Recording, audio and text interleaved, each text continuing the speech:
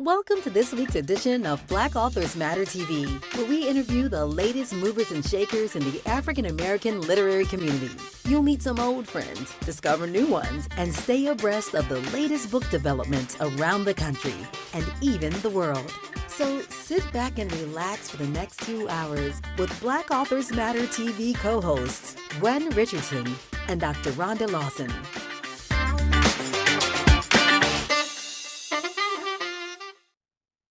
Good evening. Welcome to Black Authors Matter TV, and it is February 13th. Happy Valentine's Day for those of you all who have a love interest in your life, or even if you don't. Happy Valentine's Day anyway. So I'm Gwen Richardson, your host for tonight, along with my co-host, Dr. Rhonda Lawson. Good evening, everyone. And we have another amazing, exciting show for you tonight. We have two really top authors who on the same night. It really was a coincidence, and also their books came out the same day, so that was a coincidence too. But we're going to be giving away one book. Our first guest is ReShonda Tate, and we're going to be giving away her new book, The Queen of Sugar Hill. So ReShonda, we welcome you to Black Authors Matter TV, and Rhonda's going to bring her on, and we'll be seeing her face shortly. That was a beautiful picture that you have as your still photo. Thank you. Thank you very much. You put that glamour shot up there. Yeah. Hello, ReShonda. It's good to see you. Hello, ladies. Yeah, welcome back to the show. You're no you. stranger to Black Authors Matter TV. And congratulations on the success of your book, The Queen of Sugar Hill. Well, thank you so much. Thank you. Yeah, It it's came keeping me out busy. January 30th. I've been seeing you touring. I'm glad you were able to carve out the time to come on the show today. To talk a little, we appreciate that. My pleasure. You've been everywhere. Where are you now? Are you back home? Or you? So I'm back home until Friday, and then I hit the road again. Where are you going now? I'm going to Oklahoma City, and then I have just a bunch of cities: Charlotte, Atlanta, Charleston. I'll be on the road for a minute.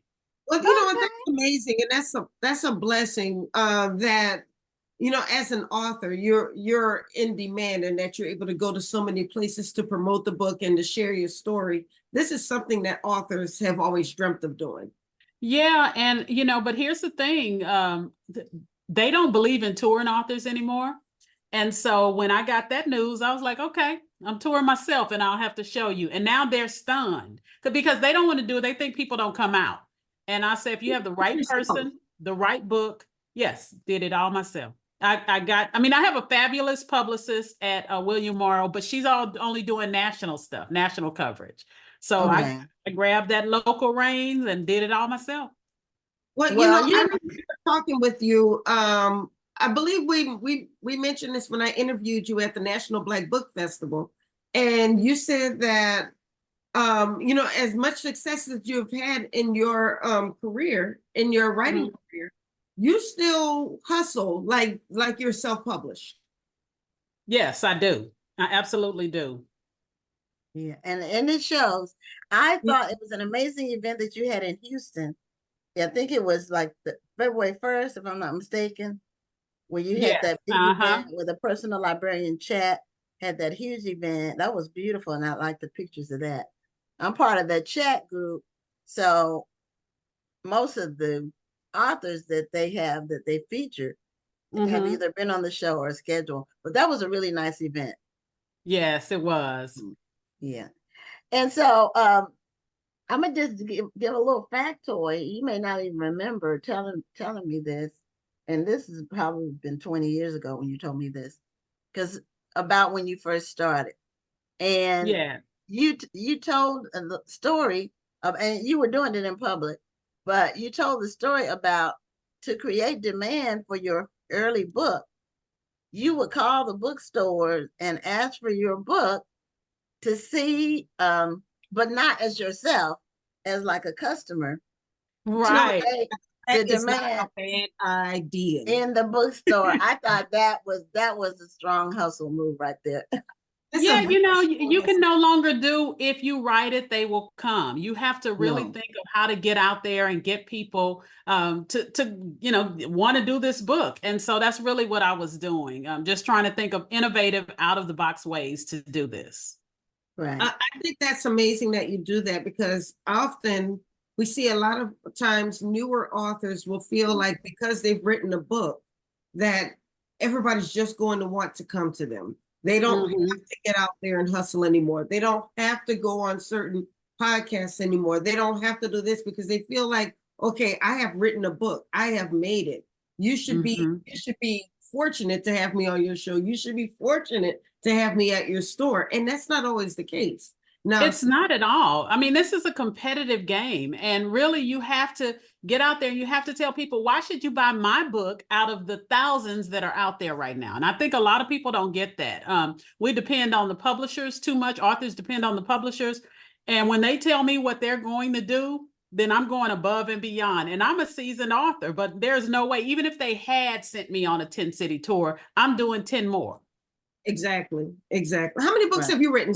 So this is my 54th book.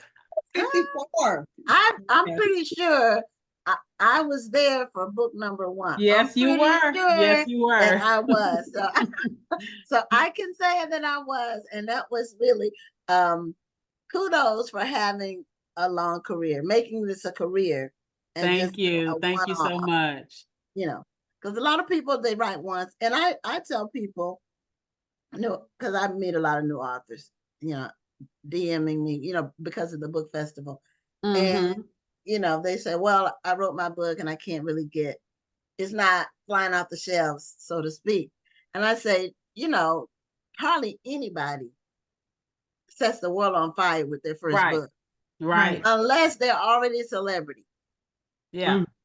I mean, and that's just the reality. And people are like, well, my book is really good. Well, everybody says it's really good. And it may or may not be true. So this is a departure in terms of genres for you, because I think I know every book that you've written. Yeah. I haven't read them all, but I know them all just about.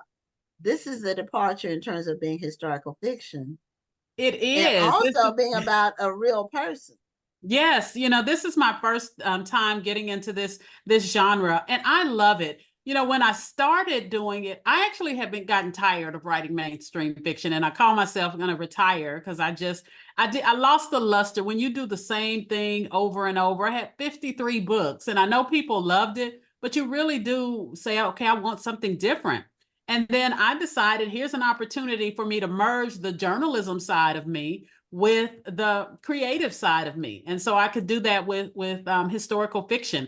And I absolutely love it. So this is where I will be. So this isn't going to be your first one. I mean, your only one. No, not at all. Okay. I am actually on to working on the next one as we speak. Oh, that's awesome. Well, how is this different? Writing a historical fiction book, especially about a real person, how is this different from writing fiction, which is, how many of us came to know you?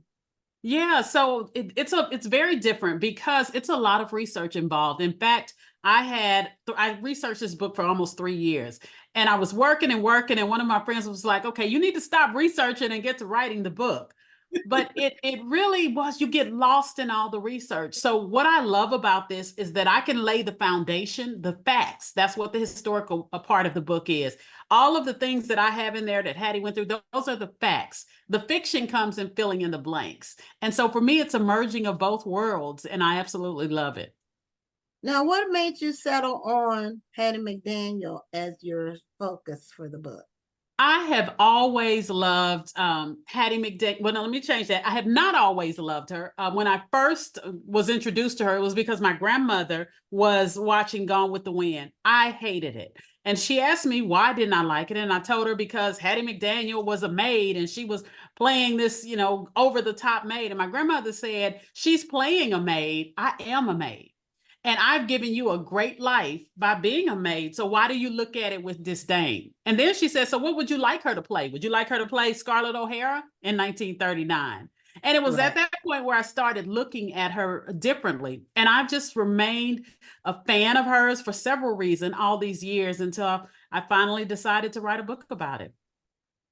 Oh. What- Now, did what you come up surprised with the you most title? when you did your research? What surprised you most?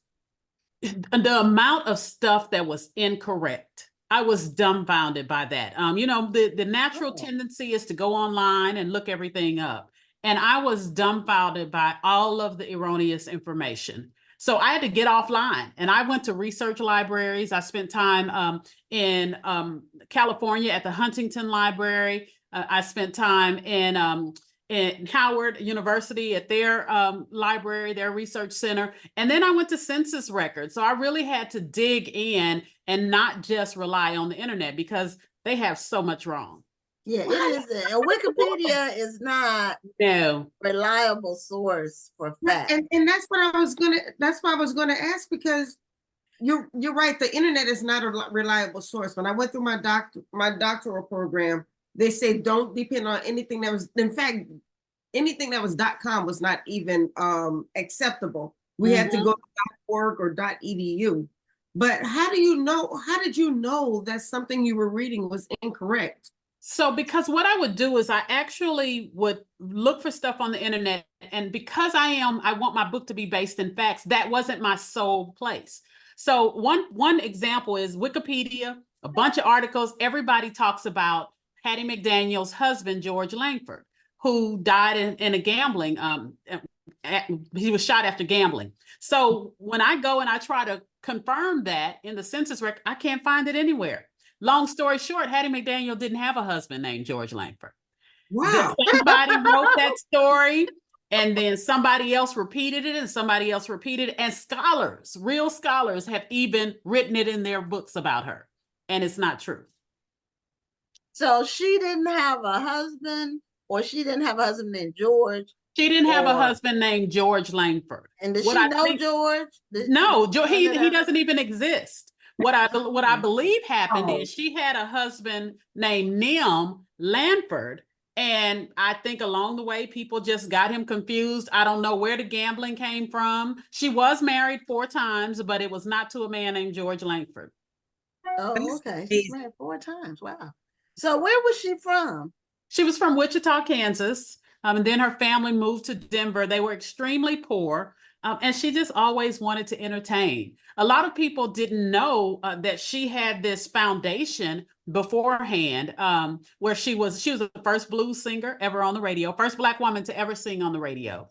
She had made 26 records before anybody even knew who she was. And so people think that she came onto the scene with Gone with the Wind, but she was working. She was a working entertainer long before that. Wow, I didn't know she sang at all, because she didn't sing and go. And I'm giving my trivia thing away, but whatever. But now that is new information. So did she sing anymore once she got into acting? Did she? She didn't. She did. Like they went on the road and they did. She sang in some of the tours and stuff she was doing. But no, she got into acting, and that's really where her heart was. Interesting. What did people get paid back then? Were you able to research that? I did. And I include all of that. She was very well paid. And that's why she has a quote: "I'd rather play a maid for $700 than be a maid for $7." Because she was paid very well. So she's getting like $2,500 a week, which back then was humongous. A fortune. Yeah. It's not bad now. Yeah, I know, right? And so, yeah, she worked hard, and she was deserving of it all. But what I was surprised to find out was how many Black people hated her. So she walked this fine line between white people didn't like her because Mammy was too sassy. Black people didn't like her because she was perpetuating stereotypes in their opinion. And that still happens now, where Black people will despise a certain actor or actress because they think that they're perpetuating a stereotype. Right. And Hattie McDaniel's thing was, I just want to work.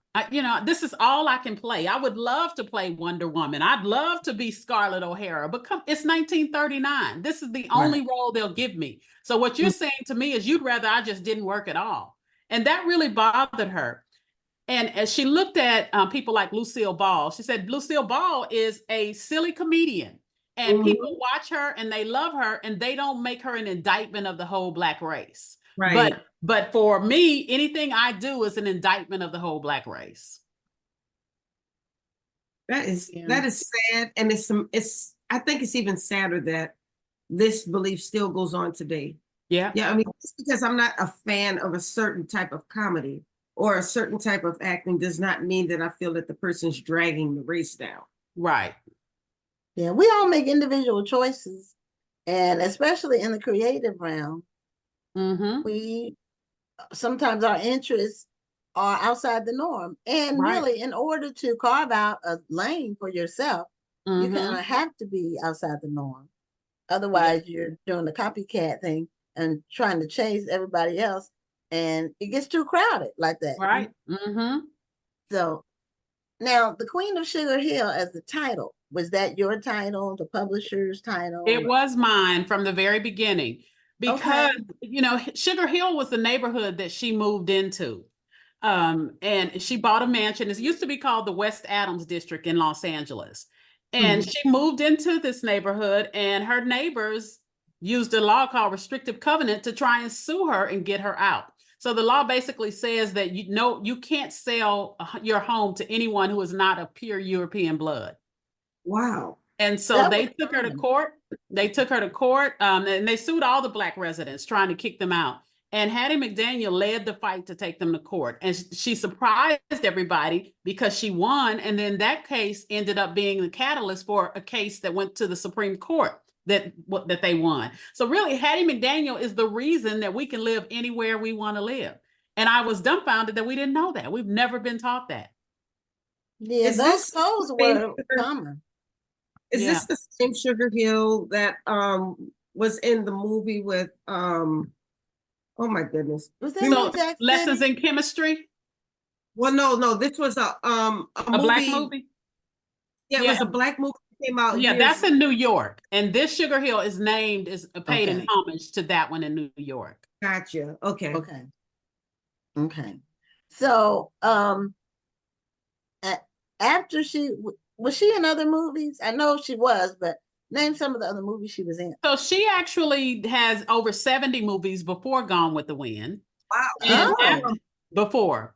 Most of them were unaccredited. After Gone with the Wind, she was in several movies, but they were never the movies she wanted. She had hoped that being in Gone with the Wind would open up doors to her to be in other roles.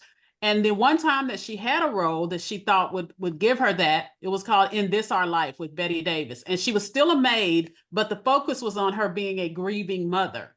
And in the end, they ended up cutting out the best scenes where she focused on being a grieving mother.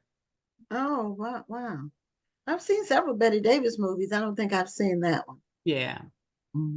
So, you said she was married 4 times. Did she have children? She did not have children at all. And there's a fascinating story about her and her desire to have children in the book that will just have people's mouth on the floor. But she desperately wanted children, but she does not have any. Okay. So how did you choose with all of this research that you did? And it sounds like you learned so much about her. Yeah. First of all, this is an historical fiction book. So how do you choose what goes into the book? And then how much is the book based on reality? How much of the book is based on reality? So everything that she went through, all the foundation of the book, those are all facts. Those are things that I discovered. I'll give an example.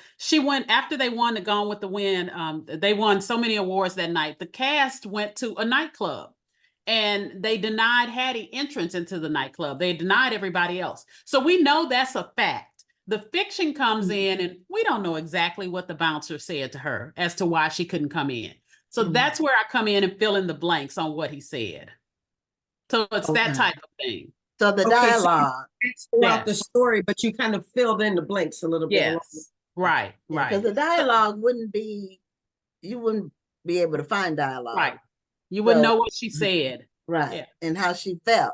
Right. Necessarily. I mean, you would have to describe her feelings and Well, and so one of the ways I was able to get that is she wrote letters, and she would get upset at her coverage and she would write these scathing letters. So that can tell me, I can take her feelings from that. And then I can use that as part of her dialogue, because we have this proof that she hated not being able to go in. Okay, wow, that's good. So I was looking at some of the comments, and most of the people are saying where they're viewing us from. Somebody's viewing us from St. Louis, and we have some of our regulars on. And so now, are you able to say what your next project is about, or you have to keep that under wraps until later? No, so I'm currently working on this. I'm again going back to historical fiction, and it is a story of Hazel Scott. And Hazel was the biggest jazz singer of our time, Black or white, bigger than Billie Holiday, Sarah Vaughan. She was married to Adam Clayton Powell Jr., but people don't know about her because she spoke out against civil rights. And so they deemed her a communist and all but erased her from history. Wow. I've heard that name, Hazel Scott. Yeah. I've seen a couple of shows where Adam Clayton Powell was portrayed. Godfather of Harlem is one of them. Yes. And but I had heard the name Hazel Scott. So would you consider Hattie McDaniel to be an activist, for lack of a better term? So she was, but she was a quiet activist. And that's one of the things that I liked about her so much. People always, when you think activist, you think the power to the people, I'm going to be loud and proud. But she was a quiet activist who believed I can make a difference because I have a seat at the table. And a lot of people, wanted her to be vocal. And she said, Mammy and this vocal activist can't exist in the same world. And so what she did was made the choice to be in the room. So there are some things with Gone with the Wind. They were supposed to use the N-word in there. And there was some other things that, because she had a seat at the table, she was able to change. And so, yes, she was an activist in her own way. And people wanted her to be an activist the way they wanted her to be. But now that, because she had money, she was able to help other young people out, bring other people along, do things that if she had chose to be loud and proud and speaking all of this against the system, she wouldn't have been able to do any of that. In this day and age, she would never make it on social media like that. Right. Social media likes to celebrate the people who are loud and who are going against the grain or who are unapologetic. All of these buzzwords that we like to use on social media. Right. You want the person to be loud and don't be afraid to call it out. And that wasn't who Hattie McDaniel was. Right, exactly. Well, a lot of times there's a lot that goes on behind the scenes. Yeah. There's more that goes on behind the scenes than the loud and proud stuff, as far as actually moving things forward. That was one thing I liked about Victoria's book about Mary McLeod Bethune, that he was doing things quietly. Yeah. That I didn't even know about. I'd heard about it for years, but I didn't know the details. That was very helpful. Now, have there been any other books written about Hattie McDaniel, like biographies? Yeah, so there are 2 biographies that were written. And that's all I'm gonna say about that. Okay. I just wondered, has she been a subject of books? And no nonfiction, no historical fiction, and no nonfiction. Okay. There was one person, Jill Watts, who did a deep dive into her life. But yeah. Okay, now how's the one thing that you wrote on social media recently? Was somebody read the book and sent you an email or a comment that they wish you hadn't focused so much on the racism that Hattie McDaniel experienced, as if you can separate it from reality. What was she supposed to do? Not talk about it? Yeah.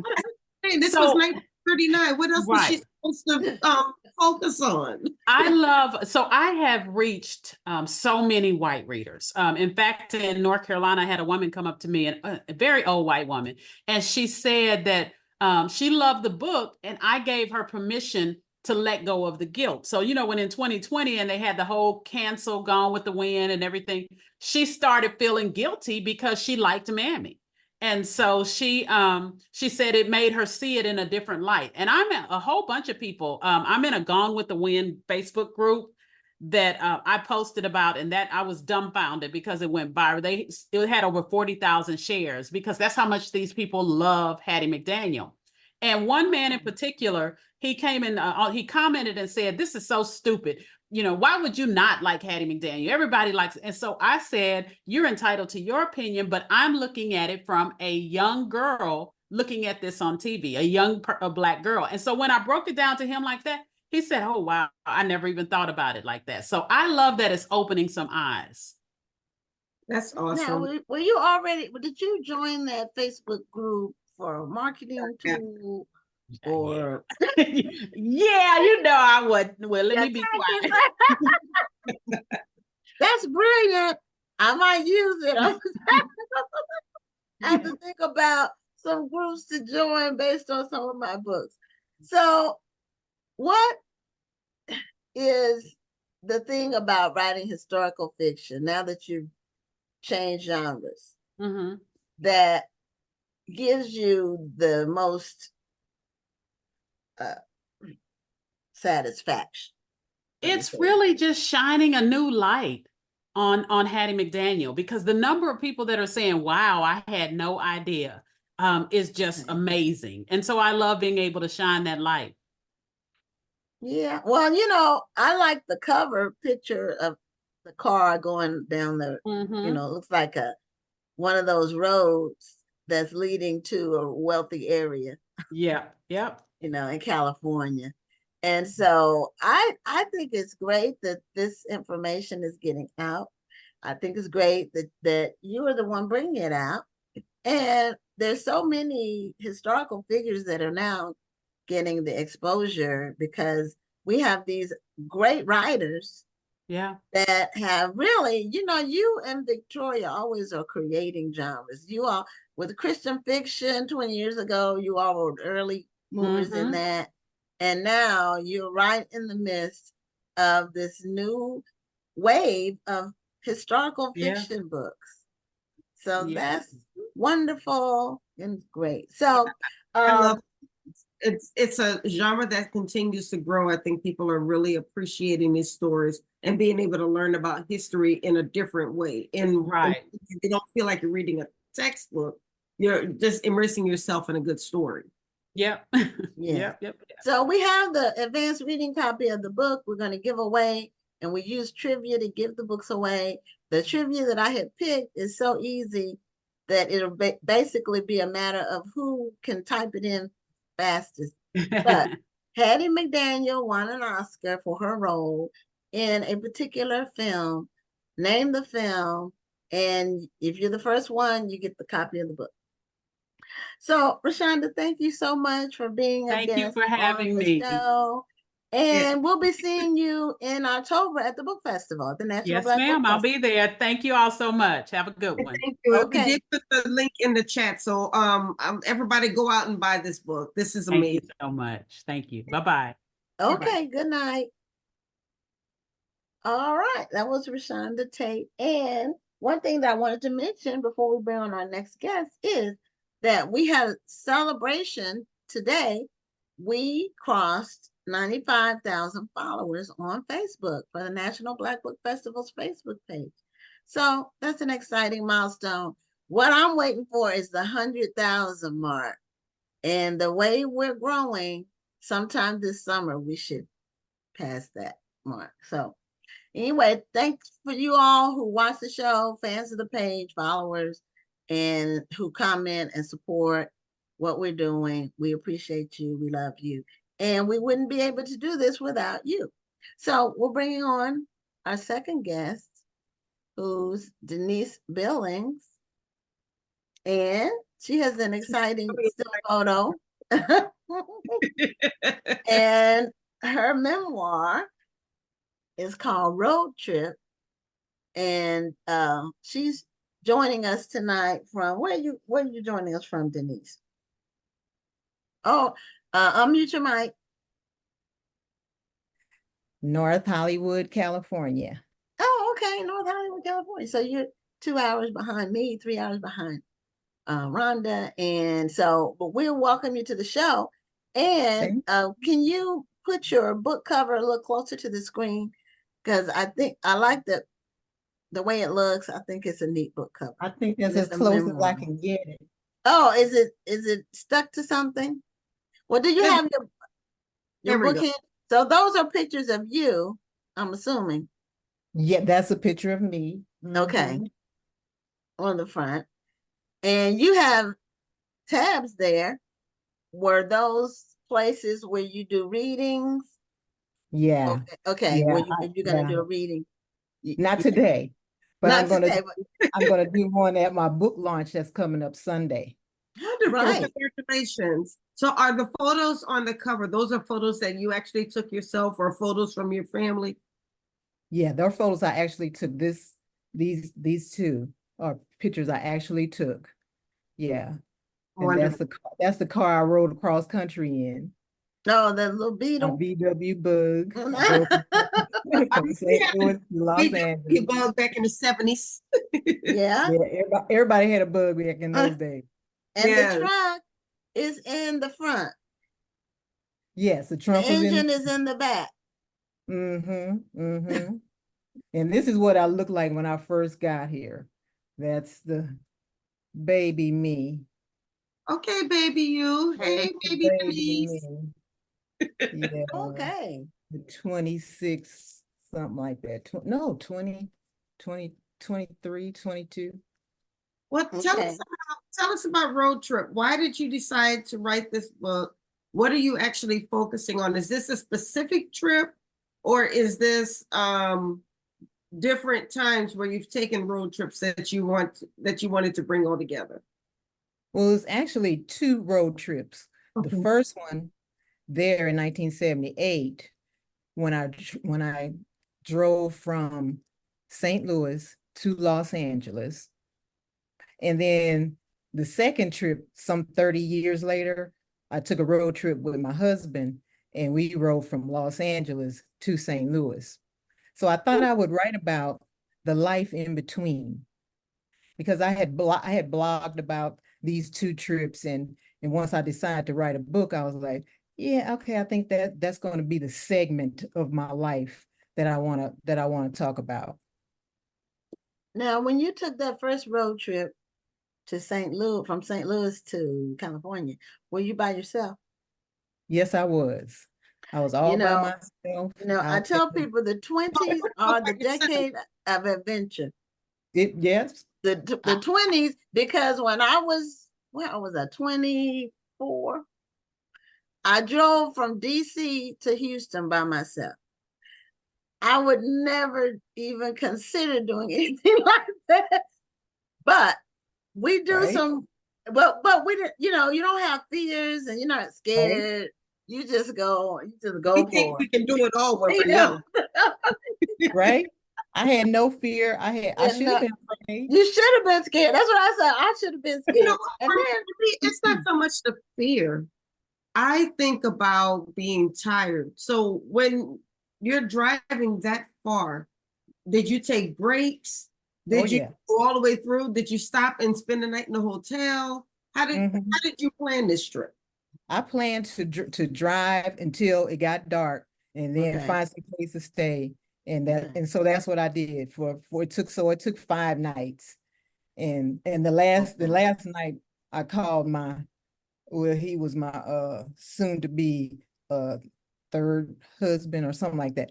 But I called him to let him know that I was pulling in and I would be there tomorrow, but I was so close that he said, no, just keep driving. It's only another hour to go and I will be there. But all the other nights I stopped, slept, and got back up in the morning and hit the road. But I don't know about you, but for me, the longest part of the trip is when you're less than an hour away from your destination. When you're almost there.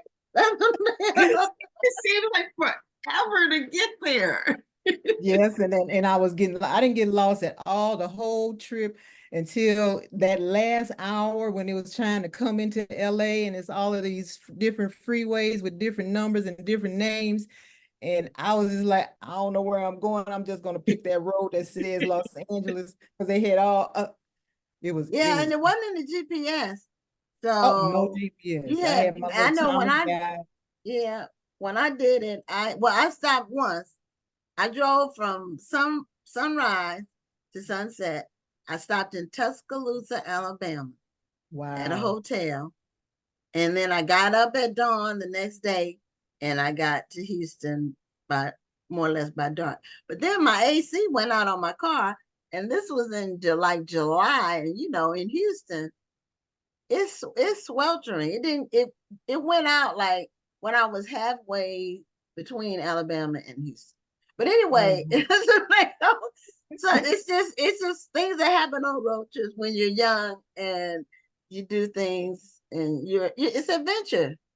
It's an adventure, and that's what most of the book is about, the adventure that I had in those early years of life when I was just out there doing stuff that was questionable. Well, So sometimes the mistakes we make are tied to a love interest, and it sounds like yours was, mine was too, but that's as far as I'll go with it. it's some questionable characters along the way, and do you talk about them in your book as well? Yes, I talk about the questionable choices I made in men Mm, and those that various and sundry love interests, because that trip was to go and live with a guy, and I was like, okay, I'm just gonna live with you until I get a job, and then that's what I should have done, but I didn't mm, do that. That didn't happen. mm. More happened. We eventually I got pregnant, and then we got married, and then we got divorced, and then yeah. But a lot of my trips, I made some more trips, and they were involving love interests and Yeah, questionable choices. yeah, that's how I got to Houston. Yeah. Yeah, I'm not from Well, Texas. you've been running after a man. Well, no, it was well, we were supposed to get married, and we did get married, and then we got divorced. So I didn't necessarily,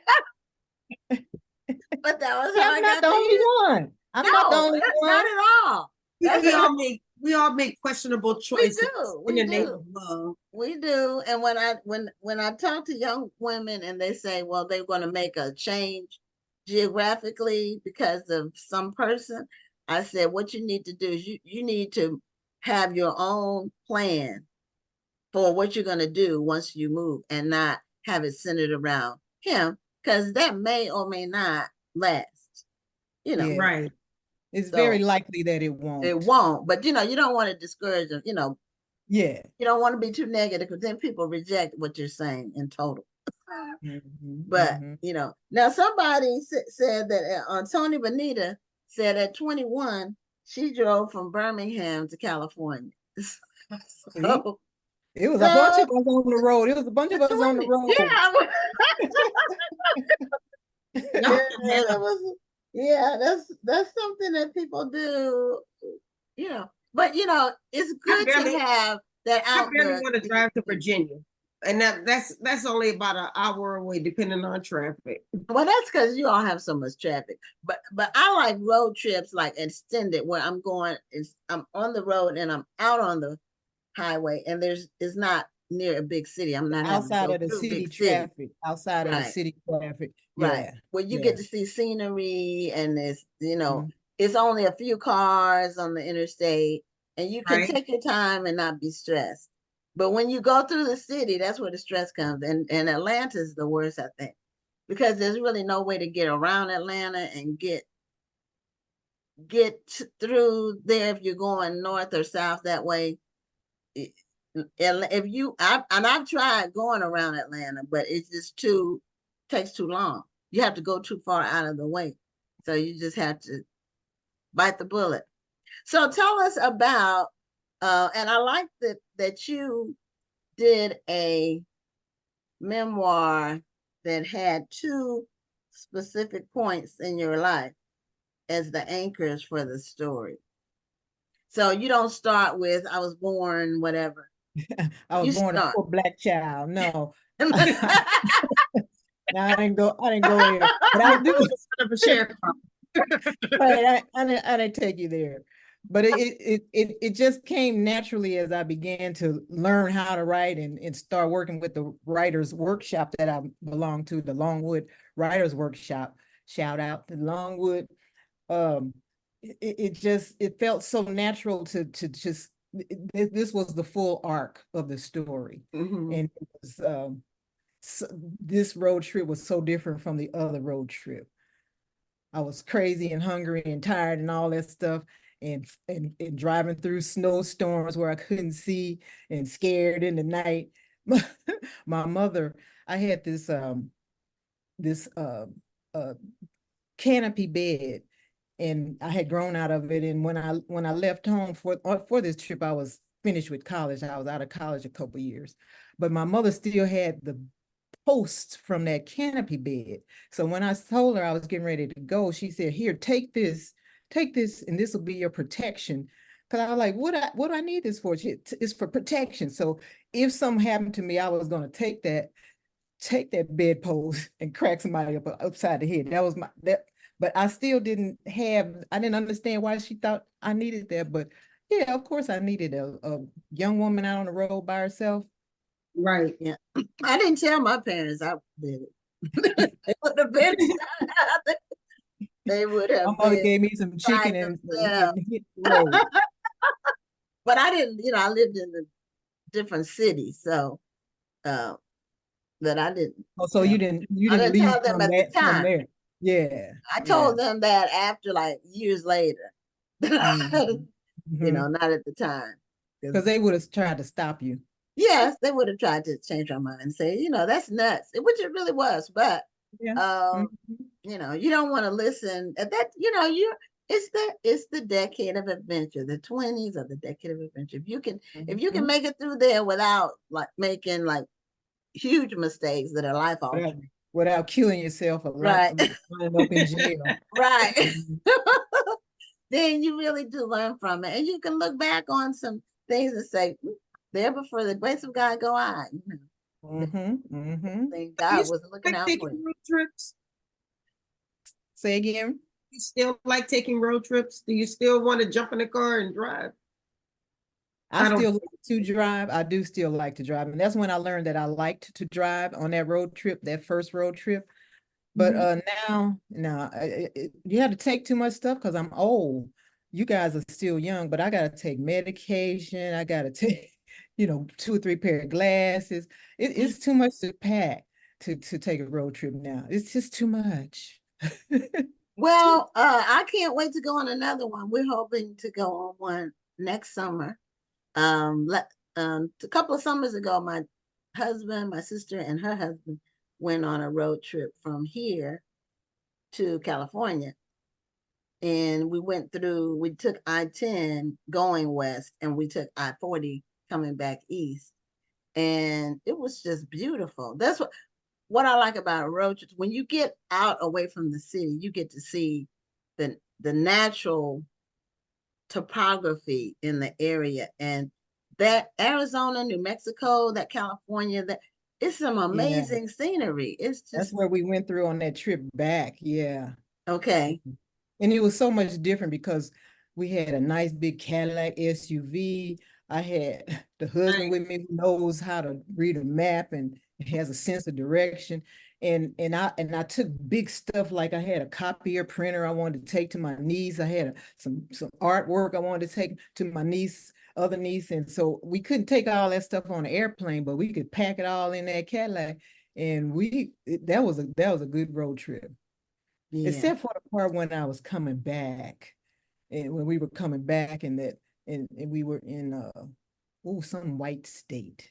I forget where we were, but it was a big ruddy uh highway patrolman who pulled me over because he said I didn't signal, because we were going through this this thing where the trucks have the toll booth. We went through the toll booth, and Okay. and so as we were leaving the toll booth, I just swooped across 4 lanes because we were the only ones there. We were the only ones there. And so, oh no, he stopped me. He pulled me up. He flashed the lights. He did all the works. And I was so scared. I said, Earl, my husband, I was like, we're gonna go to jail. And I forget where we were, a white state. I forget where we were. Idaho. No, You were white. that's one of them.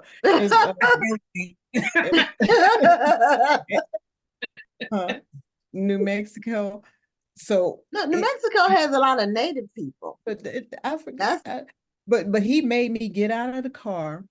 He made me go and get in his big old SUV, police SUV, with a big old big German Shepherd in the back seat behind the black mesh wire, and he did dog. He's a dog doing that, and he got me in that car, and I was so scared. I was so scared. I was trying to look him in the eye so he would know that I'm telling the truth on all of these questions. Yes, sir. Yes, sir. Yes, sir. And then he asked me to make and model of the car, and I was like, I don't know. I don't know. I just drive it. I put gas in, that's all I know. And he was so disgusted with me. But I was just, so then he went back, got out the car, went and talked to my husband. He's like, she don't know the make and model. And my husband said, well, are you married? He was like, yeah, I got a wife. She don't know that car stuff either. Thank you. So and he told him to make and model. And so, and that was the one time I was okay with men talking down about women at that, because if it meant I could get away and go home, please let me just. I could just see you now talk about what you mean, women this and women that. Next thing you know, both of y'all going to jail because you're arguing with each other. Right. Well, he found a commonality to take the edge off of the situation. Yeah, so I had protection on that trip. That first trip, no, not so much. That's going the other way. I had protection. Yeah. So, tell us about some of the, not to give the whole book away, but tell us about some of the flashpoints in Road Trip. Well, I like to say that it's a story for Black women, but it's also a universal story. All women go through stuff, leaving town, moving, getting new jobs. All women go through some, not all, but some women have to endure physical violence. Some women have to endure verbal abuse and psychological abuse. And so my husband is my fourth and final husband. And I had a whole bunch of boyfriends and husbands and stuff in between. And each one I had to learn from of what I didn't want in a relationship. So one flashpoint was the drug abuse and the physical abuse that I endured and how I got through that. Another flashpoint was my own drug use. I didn't become an addict, but I was out there wilding out in my 20s and early 30s. And I came to a point where I was like, I have got to stop this. I have got to stop this. I was getting high and smoking some crack with people I didn't even know. And my baby son was in the front room, and he could have just walked out into the traffic and I wouldn't have even known. Was this a realization that you came up with on your own, or was there some type of defining moment that made you realize that you needed to make a change? That moment when because I was coming down from that crack high. That moment when I realized that my baby was in danger, and at the time I didn't even care. That moment when I did begin to care, and I snatched up my baby and left them people who probably didn't even miss me.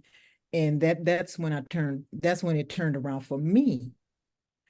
But at that time, my husband at that time he did, it didn't, he, he didn't make it. He couldn't turn around, and he went all the way down, and that led to the physical abuse. And so it was, those are some big flashpoints for me. And you also mentioned murder as one of the things that you experienced along the way.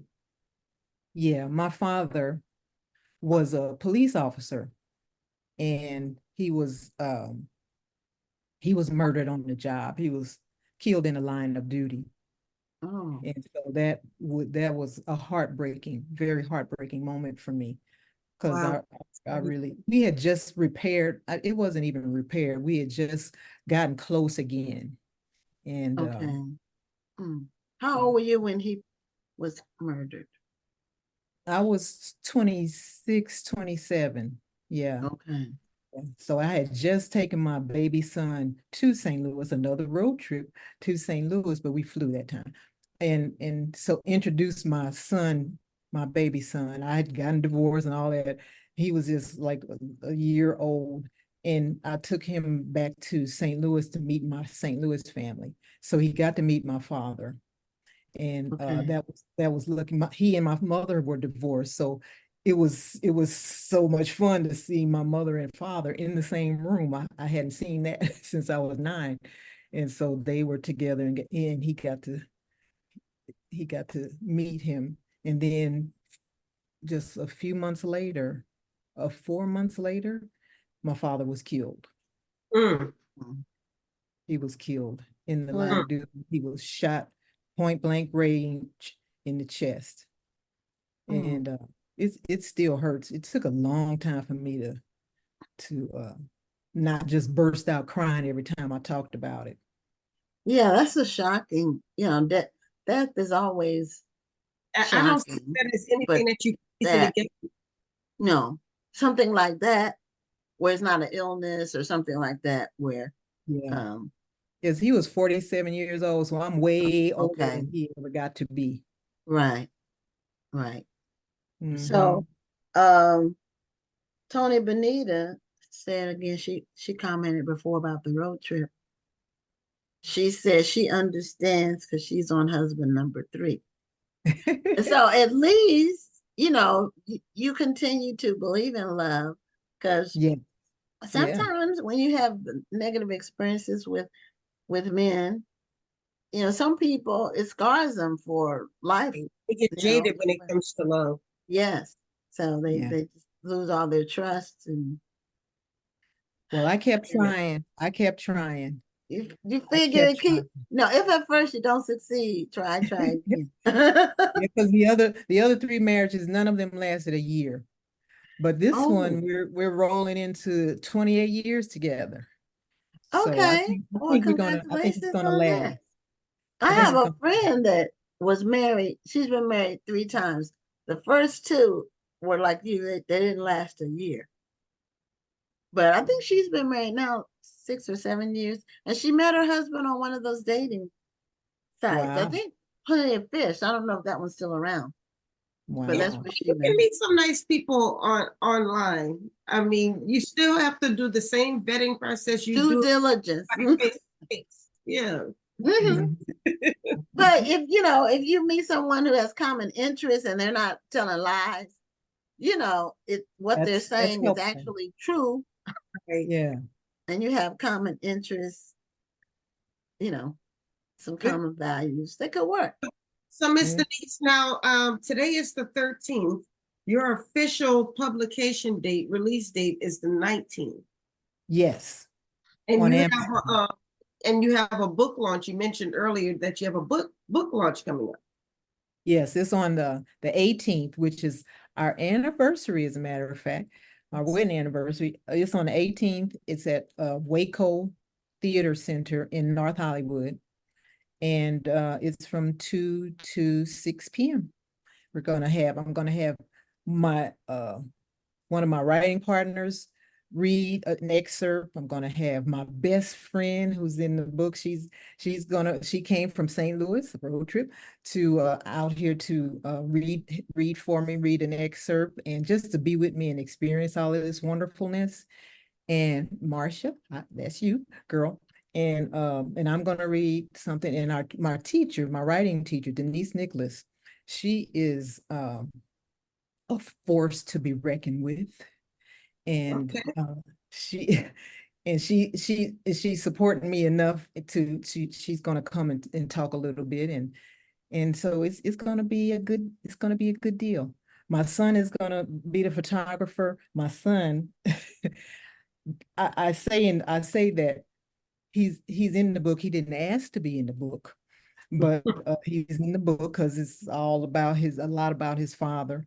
And he told me, because I was nervous about him reading the book, he told me that next time somebody asked him, why are you like this? He says, I'm just going to hand them the book. This is why. I was like, okay, just make sure they buy the book, okay? Make sure they buy the book. This is why I'm messed up. This is why I'm so messed up. I will say it takes a lot of courage to to strip this bare and tell your story, knowing that your loved ones who didn't know this about you prior are going to read it. So, I mean, was this a conversation that you had with your family prior to releasing? So they just go ahead and be surprised. I didn't. They're gonna be a little surprised. And the only two I worried about was my husband and my son. But my teacher, she said, you got to put it on the page. You got to put it on the page. Otherwise, why tell the story? You got to put it all out there. So my husband took a trip to Atlanta last month, and he had not read the book, and he read the book while he was on his trip, and he called me and he said, I'm reading the book, and I'm gonna have some questions for you when I get home, because you didn't tell me the whole story. I was like, yeah, boo, yeah. But both of them are okay. And that's all that I was really concerned about. Well, Miss Denise, it was a pleasure talking with you. Congratulations on your new book. And best wishes on your book launch. I hope that you get to sell as many as you want to. So we did put the link to your website in the chat. Thank you. So people can go and support this book. Thank you. And I appreciate what you guys do for new Black authors in particular, because I was floating around out there trying to figure out what to do next too, because writing the book is the easy part. This promotional part is no joke. And when they say self-published, they mean self. You doing all of the self stuff yourself. Yeah. So I appreciate what you do. It was very, very helpful for me. Thank you. And it was wonderful talking with you. Thank you. All right. Oh, okay. Well, have a great evening. Thank you. You too. Take care. Bye-bye.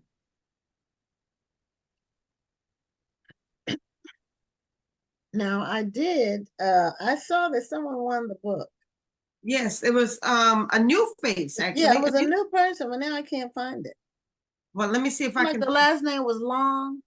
No, I got Angela Anderson as the first person with the name.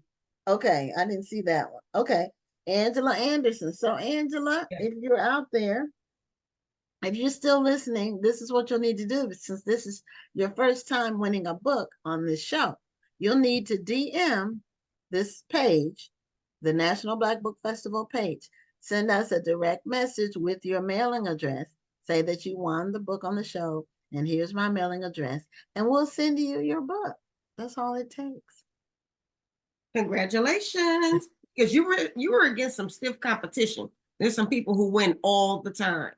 Yes, all the time. You know, I'm surprised Curtis didn't try his hand at it. Close. He was pretty. Yeah, and he watches every week. I don't think he's missed a week in months. And some other people, but most of our other viewers are female. Our regular viewers are female. So our next guest is no stranger to the show. She is Vanessa Miller, And she has her book behind her, but I also have a copy of the book. And I have my own copy. I haven't read it yet because I have a stack of to be read books you wouldn't believe, but it's in there. It's going to be read soon. So, Vanessa, welcome back to the show. Thank you so much for having me. I really appreciate it. You guys have always been just very good to me, and I just really am thankful for that. Well, we appreciate you being on the show, coming back. I know I've been seeing you all over the place with this new book. Yes. And you've been getting some good pub. Yes. You've been making some lists. Tell us about some of those lists you made, best historical fiction, different ones I've seen them. Yeah, it's really been amazing. You know, this is the first time that I've written a book and we've gotten so much recognition for it, but it's because this is based on a true story. This is the only queen that has ever been on American soil. And if I may say myself, I believe that this is the best book I have ever written. I put my whole heart into writing The American Queen because I just really fell in love with the story of Queen Luella. But so we did we weren't on GMA, but we made a list for GMA, which was the 15 books to read in the new year. And I was really happy about that. And they even said, Zibby Owens was the one who did the list. And she said, this story needs to be told and retold. And I was like, yes, that is what I'm saying. That is what I believe about this story. The American Queen, it is a little known story. And that's why I'm out so much, because I want people to get to know this story, because it really happened right here in America. We were on several other lists. You caught me off guard. If I have to name them all, you don't have to name them all. I just wanted people to know the kind of exposure you're getting. Yes, it's been amazing. It really has. And I'm thankful. I've been, my vision board, well, I call it my prayer board. I've been putting things on there that I knew that I wanted. I feel like I'm on the second half of my career, and I believe God is just gonna keep showing up and showing out, and that's what we're gonna do. I know you put it on your vision board, but it just sounds like you were very intentional about the way you wanted to promote this book. So did you kind of make a list of the lists and clubs and so forth that you wanted to target when you got ready to promote the book? Well, and here's the thing, I have to be quite transparent on this. My publicist at Thomas Nelson, she targeted all of these. Now, we made an essence list, and I think that was the only one that I kind of helped with, because I'm working kind of behind the scenes on a new movie that's coming out this year. Now it'll be out in August, and it's well, they've already started showing some of the flyers. So it's called The Forge, and it's a Christian movie with the Kendrick brothers. And so we went down to Albany, Georgia, and they had invited in all the media and everything. So I'm sitting at breakfast with Lynette, and Lynette, she does these lists for Essence, for Reader's Digest, and all of that. And so I was like, here. I didn't have the book then, but I had the cards with me. And I was like, I want you to know about The American Queen. So then I went back, I emailed my publicist. I was like, send her a book. And she put it on the Essence list. But the rest, Margaret and Taylor at Thomas Nelson, they have been fabulous with this book. We were all intentional. Nikisha, who is the marketing, the vice president of marketing at Thomas Nelson, we all sat down and we talked about some of the things we wanted for the book, and they went out and got it. I wrote the book. I just showed up for the rest. Of Right. course I worked on planning my tour, and people have been, so I'm coming back in where I had been missing in action for several years. I don't know if people know it, but like when my mom passed, I had to take care of my brother. My brother has mental retardation. They call it something else now, and I never remember the title. And then at that time, my niece was 15 and my mother had custody of her. So I told my mom, I said, I got you. Don't worry, I'm gonna take care of them. So I didn't work on any more traditional deals at that time because I knew I couldn't travel. And so I had started I went back to indie publishing. And so I'm a writer. So a writer writes. And so I just kept publishing my books independently, but I wasn't showing up at bookstores. I wasn't showing up at, different events. I was staying at home. And so when I decided to come back to traditional publishing, I knew I was going to have to get back out there. And, and like the first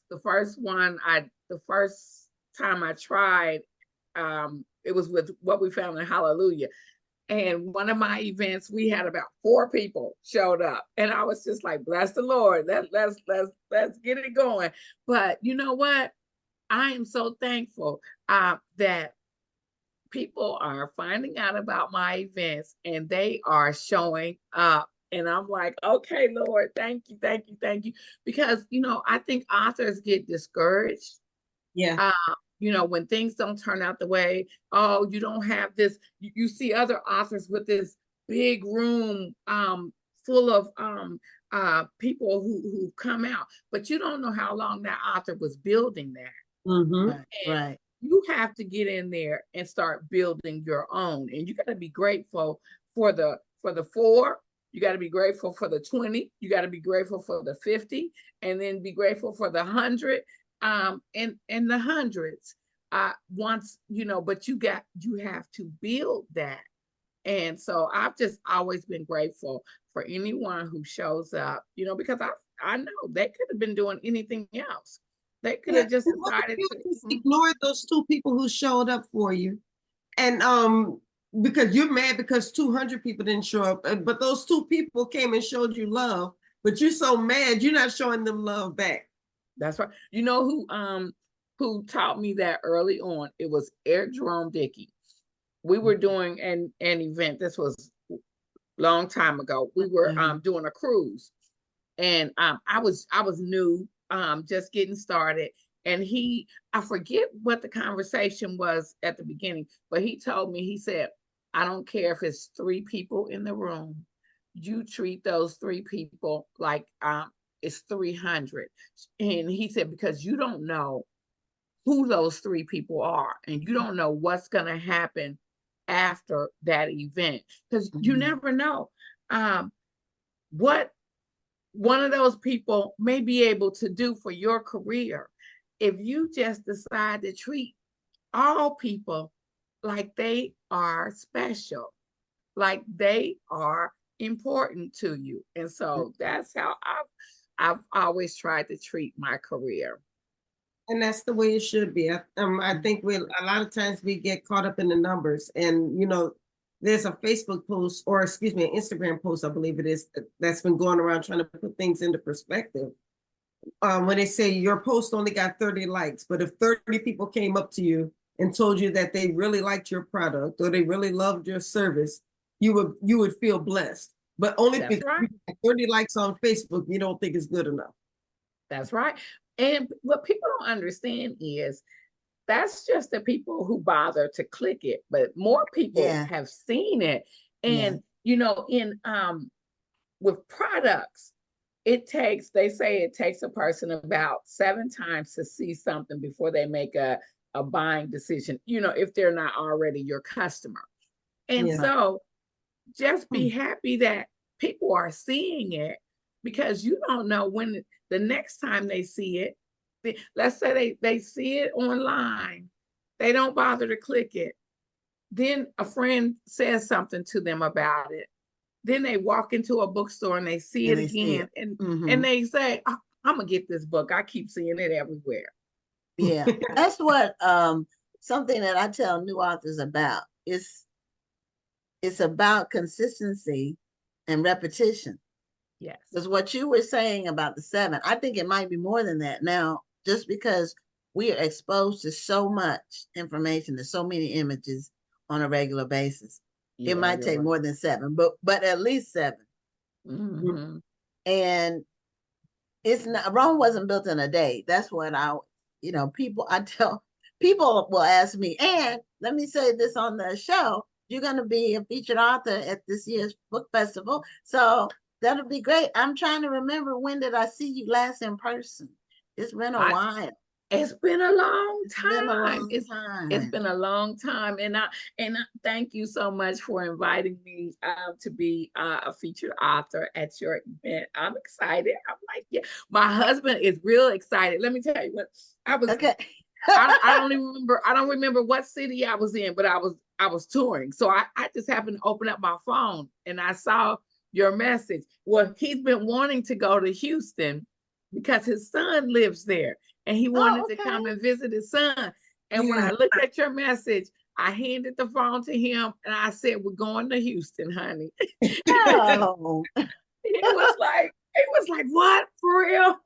Well, that's great. Well, I wanted to make sure that we got you, because this book is really making its rounds, and all of your books have, but this book really has taken this book is your special. It's going to be I believe this is going to be a defining moment for you, because I'm going to tell you, because I've known you for a very long time, and this is the most excited I've seen you over one of your books. I mean, you've been excited about your other books, but this is the most excited that I've seen you. And like I said, the book is everywhere right now. We're seeing so many people talking about it, and I think this is going to be a defining moment for you. So I wish you all the best with this.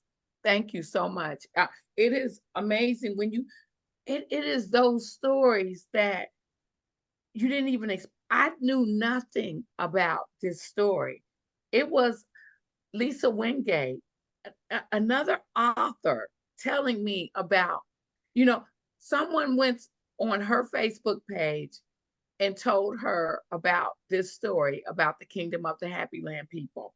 And if I had not, when I first came back into traditional publishing, I needed some good endorsements, and I loved her work. And so I contacted her and I said, I told her, I said, I'm just coming back in, I really, need some endorsements. And she said, I understand. She said, you need a hand up. She said, I've been there.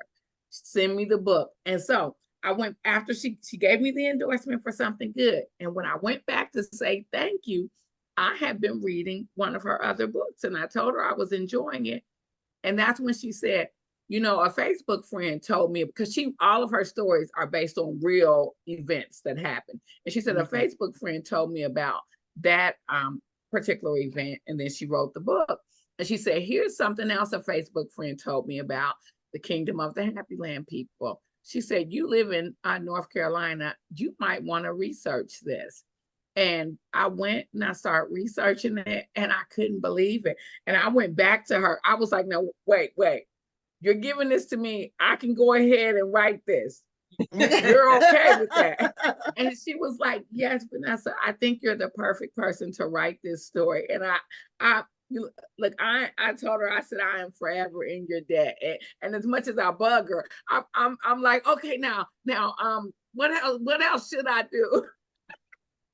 Look, she's a number one best-selling New York Times author. She know what to do. So I'm like, okay, I'm doing this. Is that okay? And she's like, yeah.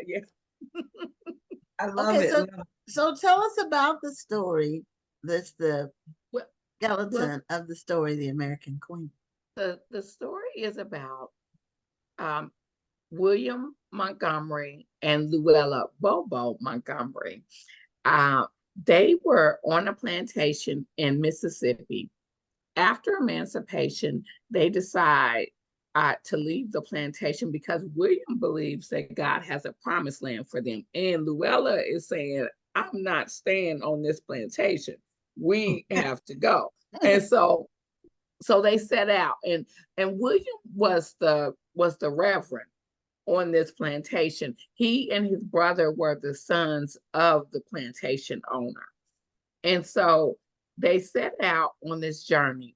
They go through Alabama, Georgia, South Carolina to finally get to their promised land in the Appalachian Mountains of North Carolina. So they set up, but the land is full of trees when they arrive. They have to knock down all of these trees. They buy this land, they knock down all of these trees and build homes. They build a church on there. They have a school.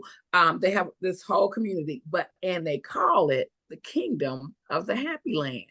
And so William decides he's going to be king in the Happy Land, and he makes Luella his queen. They even have thrones where the people come to them, weekly for advice and things like that, and counsel, and they sit on their thrones and receive them. So finding out about this story, if you Google it, it comes up. But the story has only been told locally because their land was about 20 miles outside of Hendersonville. And I had the pleasure of going and walking on the land.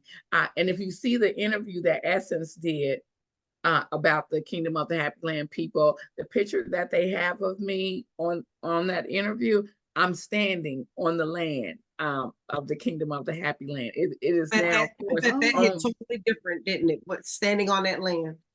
It was, oh my God. I can't even describe. I'm a writer, and I cannot describe the feeling. It was so emotional for me just to stand there, because I'm like, I wrote about this, and I'm looking out and I'm seeing all this land that they own, about 200 acres of land. And so I'm looking and I'm seeing all this land before me. And then I'm seeing the trees that I wrote about, that they had to knock down so many of them. And I knew that there were other trees still left on the land, but they knocked down so many. And so I could see how beautiful, and the trees are beautiful. And if you see the picture, the trees are behind me. You'll see what I mean. They were beautiful to me. Yeah, I've been to that part of North Carolina. The west part, and where Tennessee and North Carolina meet. And this mountain is very beautiful. Mountains. Beautiful. Is it anywhere near Asheville? Yes, it's about an hour away from Asheville. And I was supposed to do a book event at Malaprops in Asheville, because I'm actually here's the thing, when the kingdom lasted for about 30 years. When it broke up, the people who once lived on the kingdom and their descendants moved to places like Asheville, Greensville, Spartanburg, and Hendersonville, because those were close around where the kingdom was. So I purposely scheduled events in those cities. And when it was time for me to go to Malaprops, my brother ends up in the hospital. So, and Hendersonville. So I had to cancel Hendersonville. That's been rescheduled for March. But Malaprops we did as a Zoom. And so I was still able to do the event with them, but we did it as a Zoom. So I was very thankful that they let me do that. But I still wanted to visit all of the areas. So I get to visit everyone but Asheville. I was just in Greensville at M. Judson, and they really showed me some hospitality over there. I love that place. It was really nice. Wow. So do you have a book now? Are you going to be doing more historical fiction? I just wrote another one. It is titled The Filling Station. And so my editor is sending back the edits. She said tomorrow or by the end of this week. And so I still got a lot of work to do on this book to make it, because I really feel like American Queen was something special. So if I'm going to put out another one, I'm getting ready to, really work on this one, even though I finished it, but I basically just finished it. I'm still working on it. Okay, but now I asked ReShonda the same thing a little earlier, but what do you see is the biggest difference between the books that you have normally been writing and this historic fiction? Oh my goodness, there's a lot that's different. For one, there is a lot more research, because of course I didn't live over 100 years ago, so I need to research the You look time good, period. girl. I need to research the time period, but there's also the language is different. I had to become best friends with this dictionary source that tells me the first time a word was used in the United States, or wherever, but I'm looking for the United States. So I had to pull out so many words that was in my document, because the first time that word was heard was 1920. Okay. And in this book is 1865 to 1889. And I'm so thankful. Vanessa Riley told me about that dictionary source. She uses that.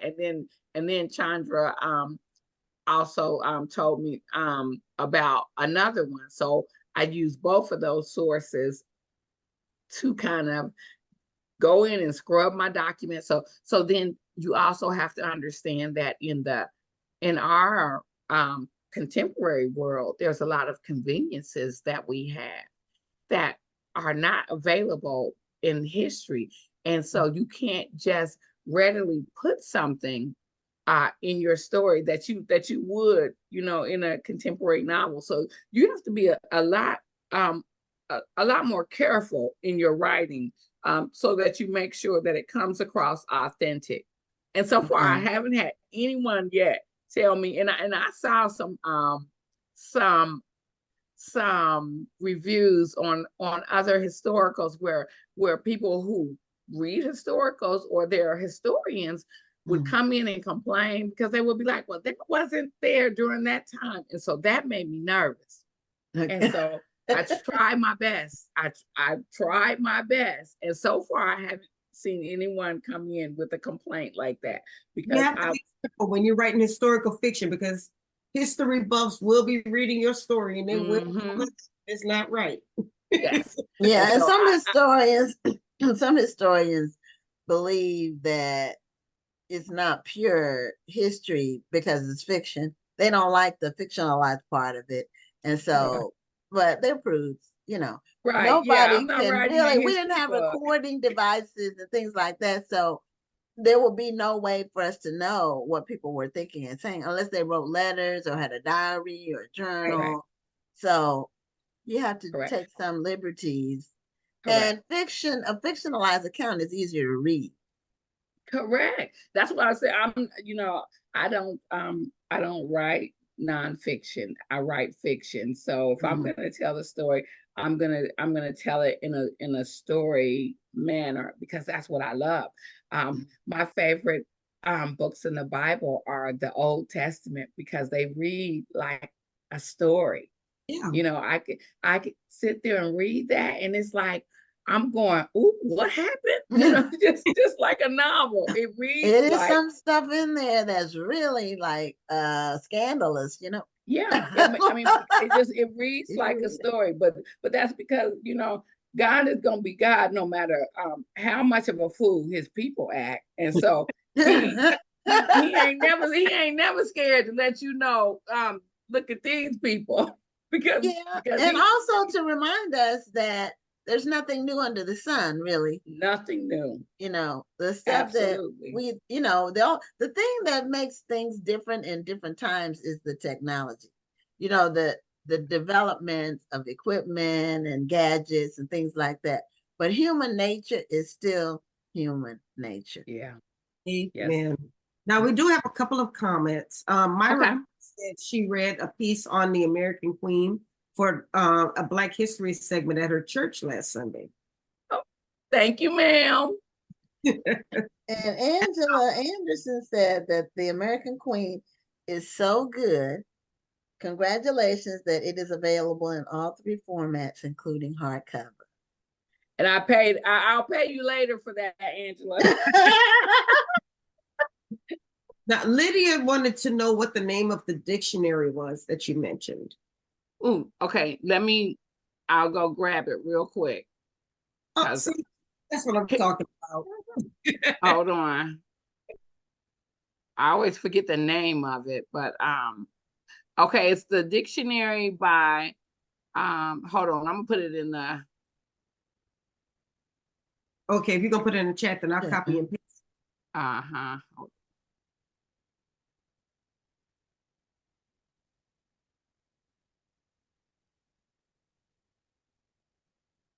Okay, where's the chat? That's what I'm saying. Oh, just put it in the comment. No, she or if you want to put it in the comments on Facebook. Put it in the comments on Facebook. Yeah, let me do that way that. people have access to it. Well, I was Hold gonna on copy one and sec. paste it either Oh, way. you were okay. Now I get it. You did say that. I didn't. Okay, realize. hold on. I'm gonna put it in. Is there another question? Because I'll put that Yeah, over while there. you're doing that, let me see what else is going on here. People liking you. Talk about hey and hi. Congratulations. Thank you so much. Yep. Yeah, there's some people. I don't know if these are people you know or not, or just people who are your readers, but they seem like they know you by the way they're saying hey. But they may just Whatever it is, say hello. Okay, so I just put it in the in the comments. Okay. Put it in the comments. Okay. Okay. Well, great. That's something that I may have to consider in the future, but I don't think I'm going to do historical fiction. When I do fiction, I actually like writing nonfiction, but when I do fiction, I like it to be in the now. I never thought I would write a historical. And I would always tell Vanessa Riley, I don't know how you do all of that. Vanessa Riley, it's too much. She's on another level. But you let the right story hit you. Yes, that's true. This story, I mean, it was just, I felt like I had to write it. And so I just fell in love with it. And the same thing with the next story. I was like, oh, okay, I see this. And so I've got a few more ideas. So yeah, I guess I'm over here. Well, the fact that it was in North Carolina is almost like it was ordained. That's where you are. Well, remind us how we can find you. I did put the link to your book in the chat for anybody who wants to purchase the book. But tell us how we can find you if we'd like to reach out. I am at VanessaMiller.com. That's my website. You can also follow me on Instagram at author Vanessa Miller. I'm on Facebook as Vanessa Miller Pierce, Pierce. There's also an author Vanessa Miller Facebook page, and I have a reader group Facebook page as well. So pick one of those. You're everywhere, basically. Okay, we'll see you. We can't wait to see you in October at the National Black Book Festival. I'll be there, and like I said, you made my husband really happy. Okay. Well, I think it's great that this book is getting the recognition it is, and kudos to you. And it's so amazing that you and ReShonda both released your books the same day. I know, two queen books. Yeah. And 2 historical fictions that were the first for both of you. Yes. So it's exciting. It really is. And I'm sure, and I know she's excited. I'm sure she's tired because she's doing just as, she might be doing more traveling than me because since they were in North Carolina, I get to do a lot of North Carolina and South Carolina. Okay. 'Cause Okay. they Uh-huh. own land that span from one part of North Carolina to South Carolina. And so Okay. I'm definitely doing the areas of North Carolina and South Carolina, but I'm also going to be in Alabama at the beginning of March. I'm going to be in Tulsa, Oklahoma in March. I'm going to be, yeah, quite a Everywhere. few Well, places. Yes. congratulations. And I'm going to be in Charleston, South Carolina this weekend. So if any of you guys live in Charleston, come hang out with me at Dart Library. And then I'm going to be at Turning Page Bookshop in Okay. Goose Creek, South Carolina. Okay. It's on my Yeah. website. Okay. Yeah. She's I'll be been on the everywhere. show. So congratulations on everything. Thank you. We'll make sure to be following you so we can find out all the places where you're going to be over the next couple of months. And Thank God you. bless you on everything that you're doing for the rest of this year. Thank you so much. Bye Right. bye. Okay. Good night. We'll see you in October. Yes. Bye bye. Okay. So we have our final guest. She has a memoir that she's written, and her name is Sharon Arrindell, Reverend Dr. Sharon Arrindell. And she's actually written a couple of, it's a two-part memoir, a two-book set. Sharon has been on the show before. It was last year sometime. And we're pleased to have her back on the show to talk. You're going to talk about the Armored and Victorious one. Oh, unmute your mic. Well, that's the most recent. So Okay. yeah. Okay. So did you have them both there with you? Yeah, I have a copy. Okay. Done. Yeah. Okay. Armored and Victorious. Yeah, it's the And sequel. It's the sequel to the first book, which is Weapons of Victory. Weapons okay. for Victory. Weapons Yeah. of Victory. And these are both memoirs covering different aspects of your life. So tell us Yes. about the first book, even though you've been on before and talked about it, but some people may not have been on. Yeah. And so we want to refresh their memories or just expose people to the first book takes people from what part of your life to what part of your life. Well, I'm sorry. Let me just turn my phone on. Hold on. I'm sorry. That's okay. The first book takes you from me as a teenager, a Okay. renegade teenager is what I want to call it, because I grew up in a Christian home, but you want to explore. So I was You went through your exploring. rebellious stage. Yes, ma'am. Just exploring and exploring until I couldn't explore anymore. And that took me to a car accident that threw me out of a vehicle. You're exploring and you're reckless when you're in a Toyota Camry and it's 9 of you in the car. And so that just sounds ridiculous to even say out of my mouth, but that's the reckless kind of lives that we were living these days. That doesn't probably sound reckless to the teenagers of today, but it was reckless for us. And on that night, and to be honest, I was probably 19 or 20 years old, so that's not even a teenager.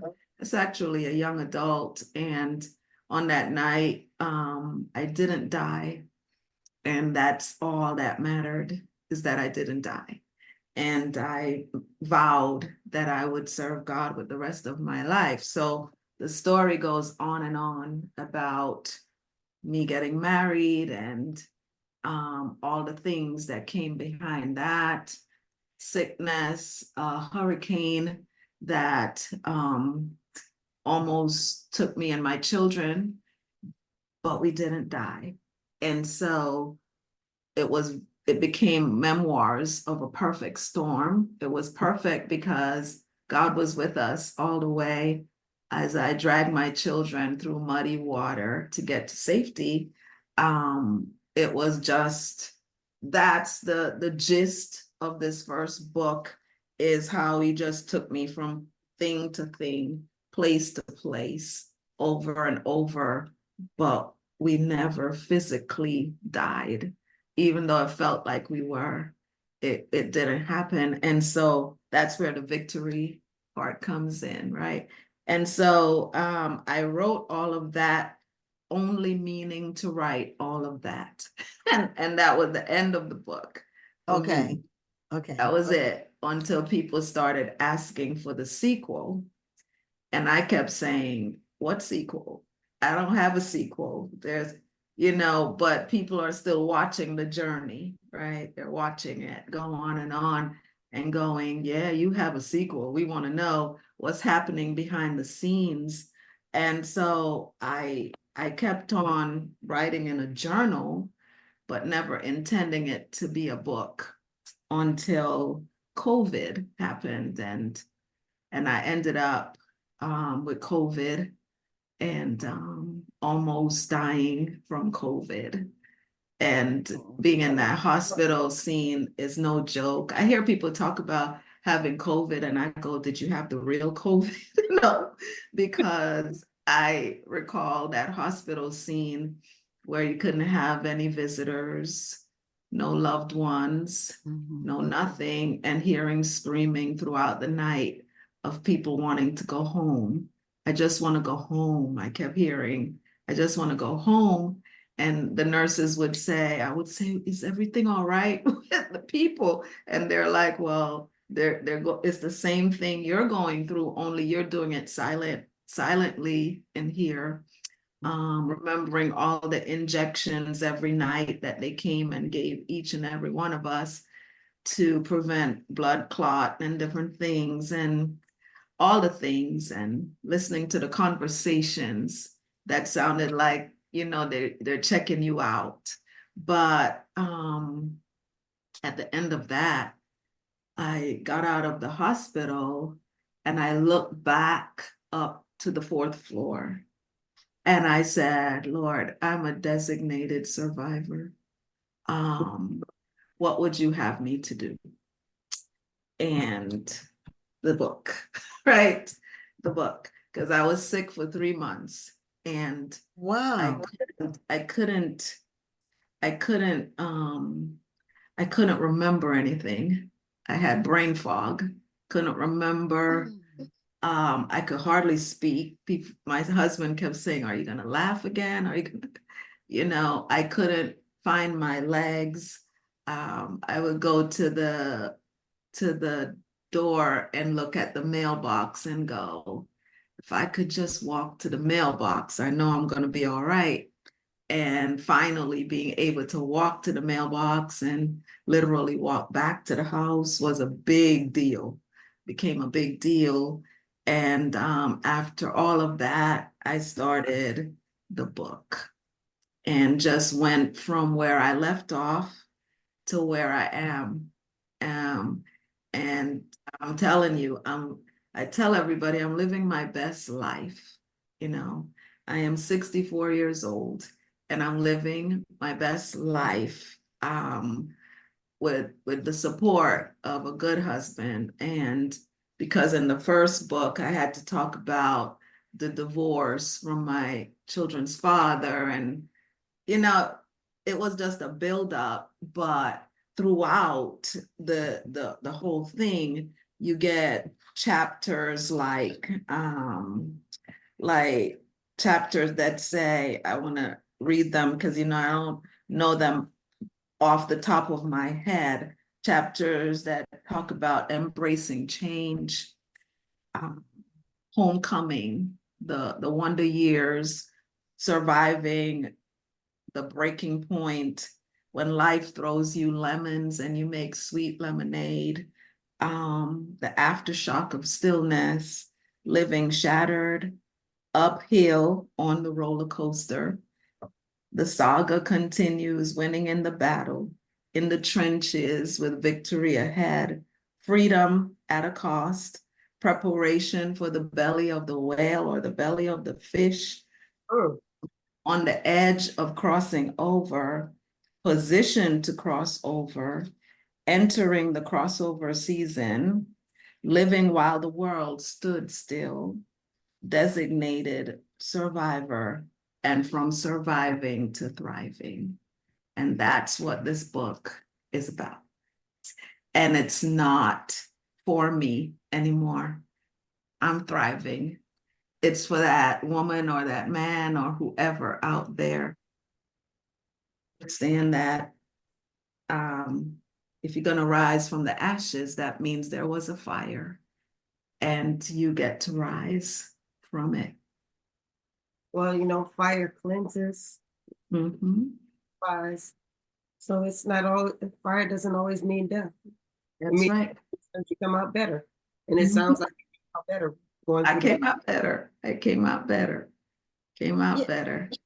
Yeah, one of the things that you were describing about COVID and being in the hospital with COVID, that was, of course, the whole COVID pandemic was a crucible in the history of the world and America as well.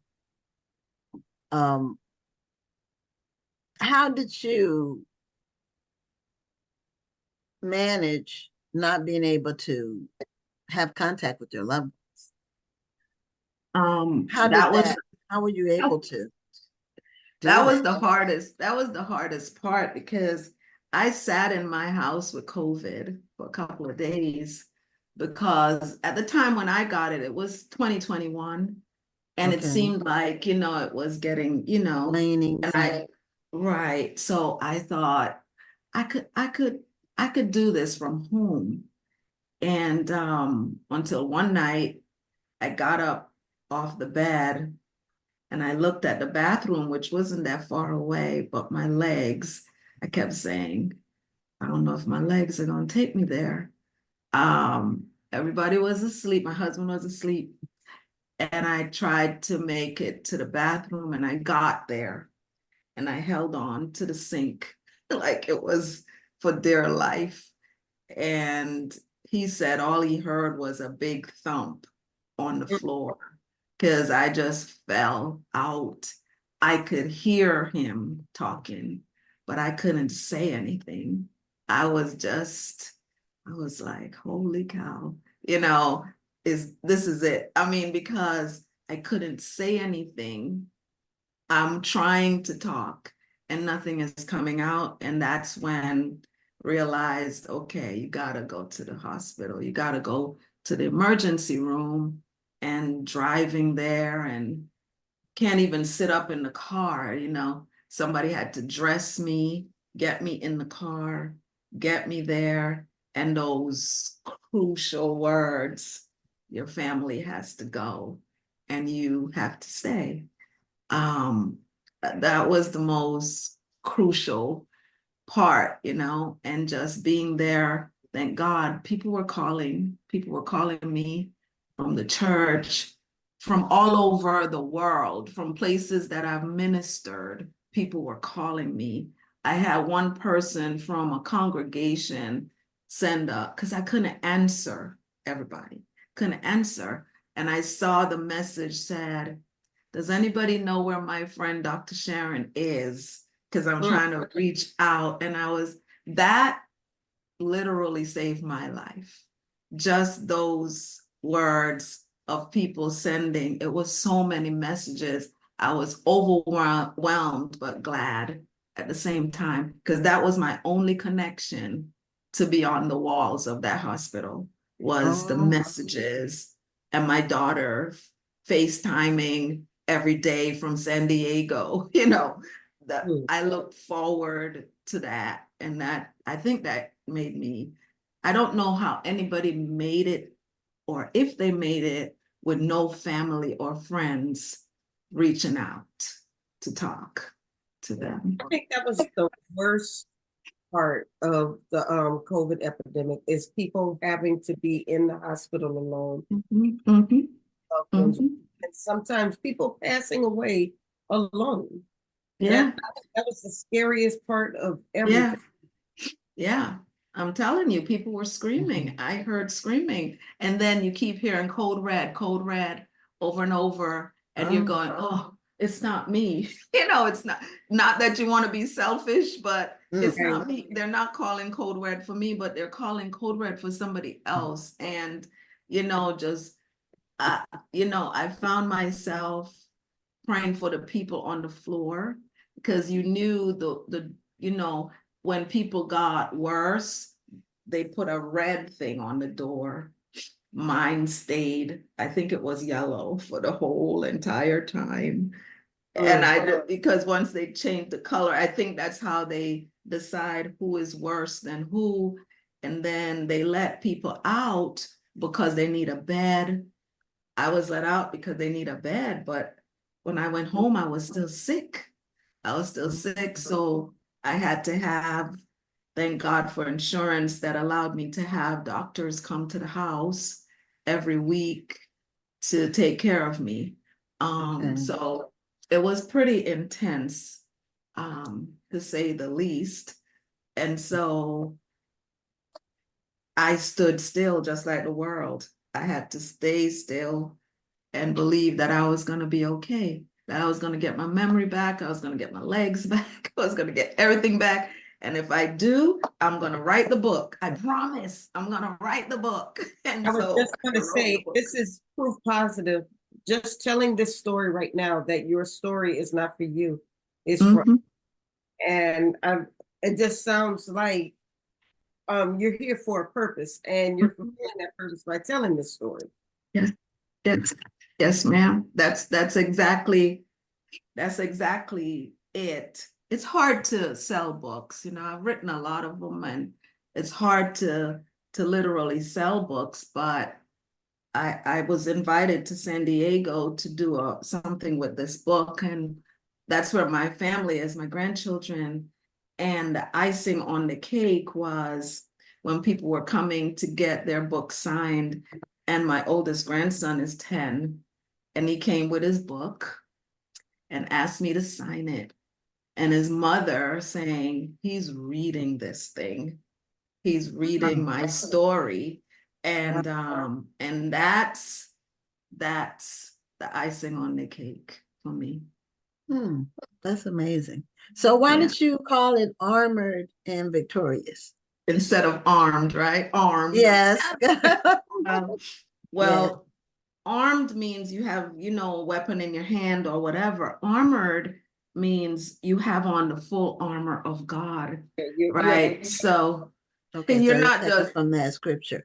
Right. You're not just holding a weapon in your hand. You're fully equipped. You got on your helmet, you got your sword, you got your belt, you got, you know, all the different parts. And I literally explain all the parts in the book and how they apply to us today.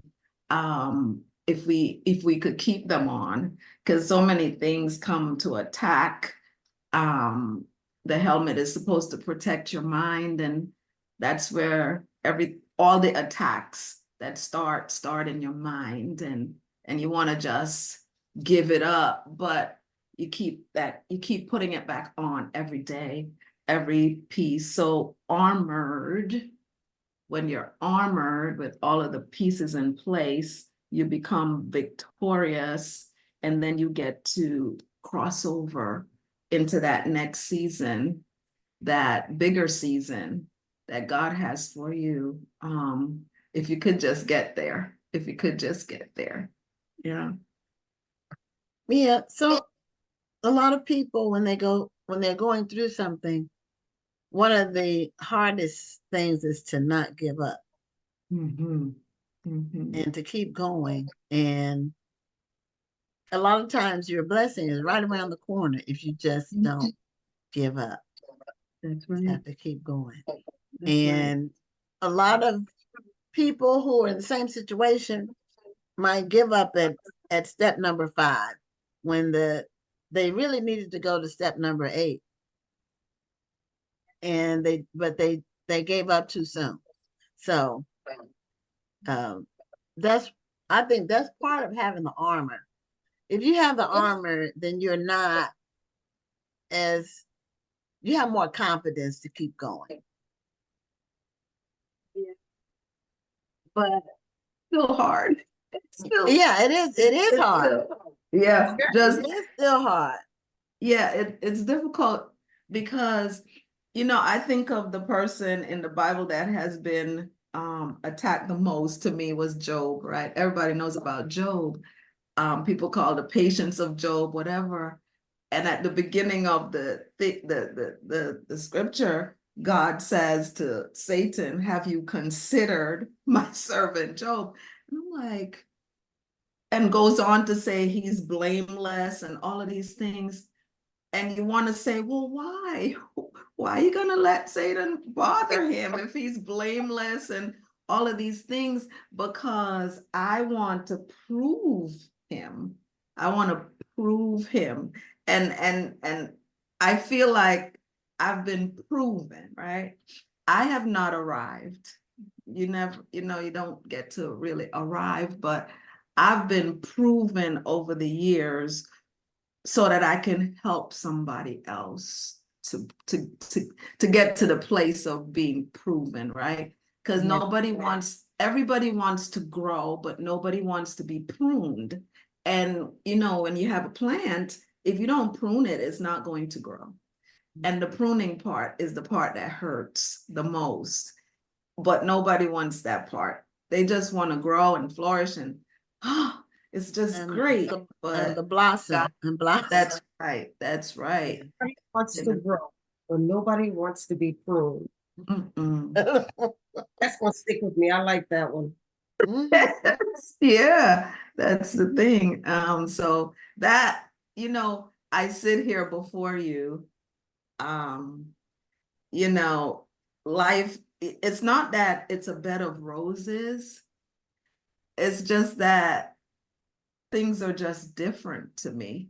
Like, and it's not as urgent. It's not as life-threatening. Nothing is life-threatening, right? It's just life and living it and doing all the things that require.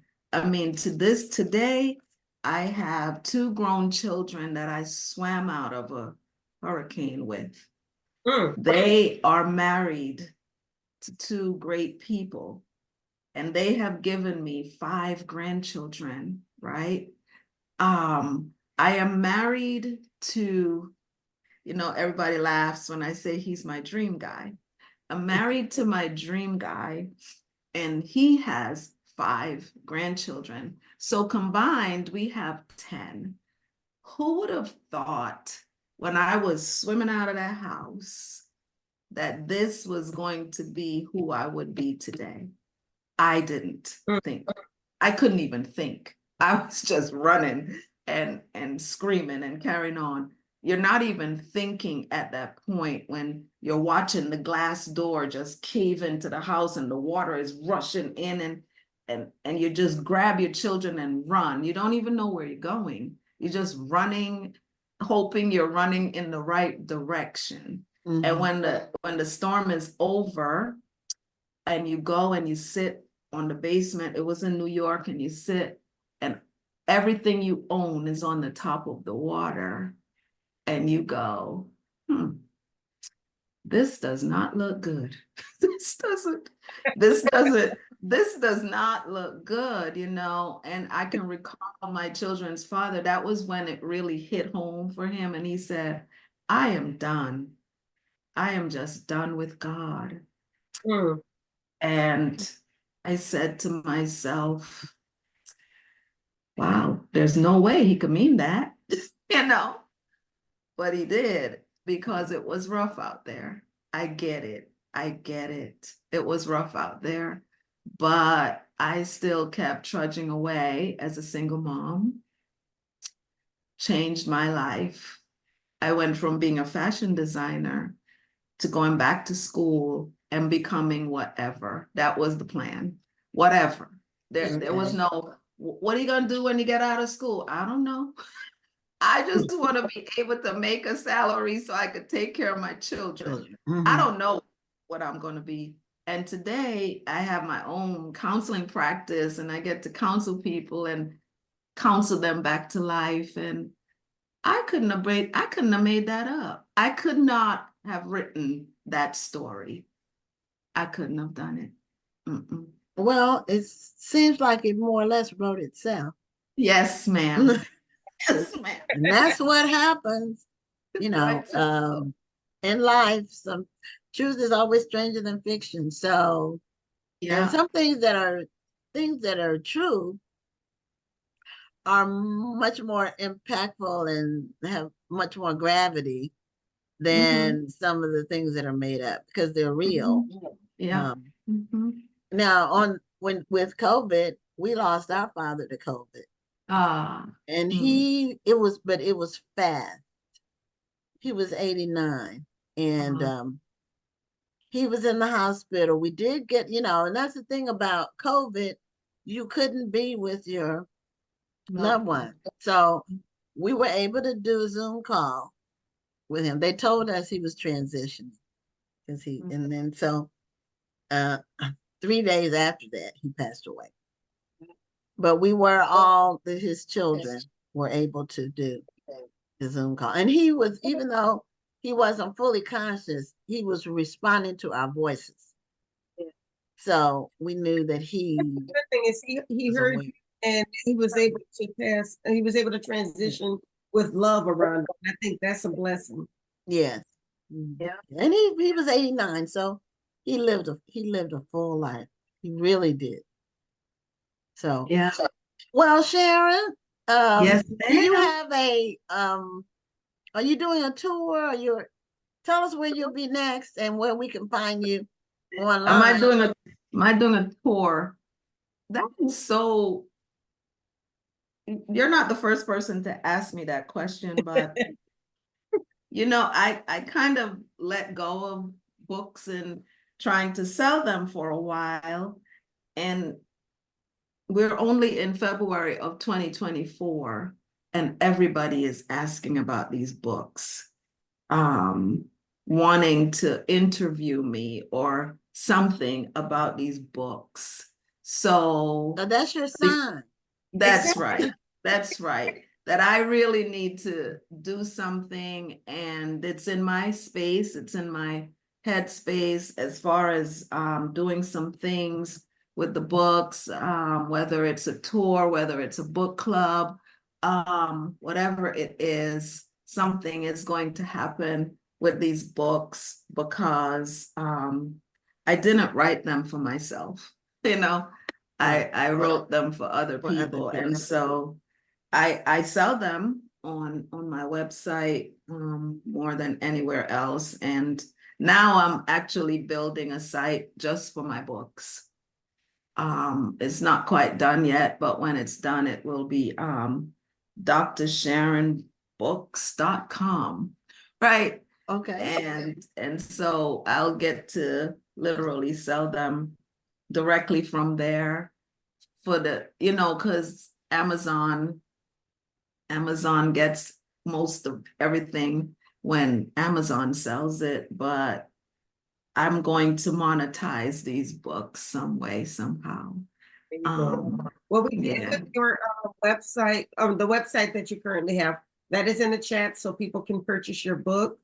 I want to being on the show. Unfortunately, we've come to the end. Yeah. Yes, but I want to thank you for sharing your story. Thank you for being on the show and for blessing us with that mini sermon that you preached that you didn't even think that you were given because people needed to hear it. So thank you so much. Thank you guys for having me. Thank you so much for inviting me. And you guys have a blessed night and a blessed time. Rest of the night. I don't know if somebody else is coming on here, but no, this is the end of the show. So we're going to do our outro and let everybody know. We'll see you next Tuesday on Black Authors Matter TV. I'm Gwen Richardson signing off.